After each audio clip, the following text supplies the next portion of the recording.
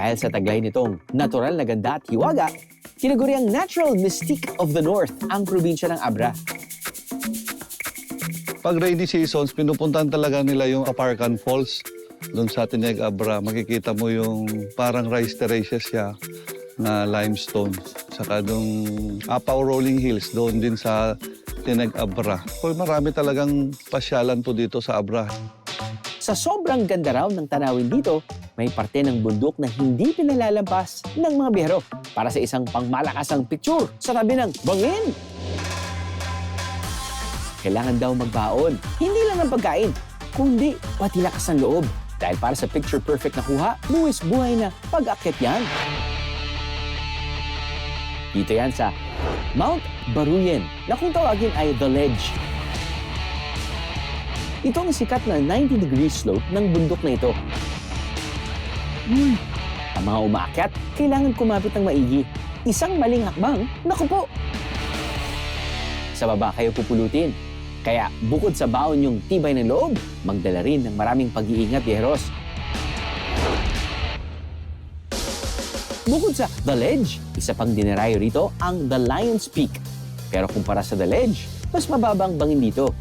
Kahit mas mababa, tamang pag-iingat pa rin ang kailangan sa bawat takbang, biyeros. Ito na po yung The Lion's Peak, tas one at a time lang po ma'am, no? Tas ingat lang po baka mahulog, wag masyado sa may ano niya, sa may edge po. May na-aksidente na dito, te? Ay, wala pa naman ma'am.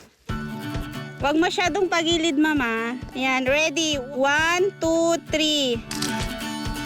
3. Yan yung gandang-ganda sa sarili ma'am. Ayan. Ready? 1, 2, 3. Okay.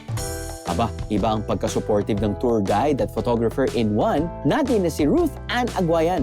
Talagang tataas ang confidence nyo pag siya ang kasama. 1, 2, 3, pak! O, di ba ang ganda? Bilang first-timer po, nakakapagod po siya. Lalo na yung mga paakyat na daan po. Doon po talaga ako nahirapan. Aesthetic po siya. Good for millennials, Gen Z. Lalo na po yung jump shot doon sa Lion's Peak. Bago marating ang summit, kinakailangan umakyat ng halos 1 oras. Masukal at matarikman ang paakyat, may sorpresa namang naghihintay sa itaas. Kailangan din magbaon ng jacket dahil ang klima sa taas. Kasing lamig ng ex mong iniwan ka sa ere. Char, not char. Dito po sa Mount Baruyen, good for beginners. Kailangan po magpabook po sa munisipyo. Yung tiga-munisipyo po, magbibigay siya ng mga guides po para po sila ang mag-a-assist po sa inyo po, paakyat.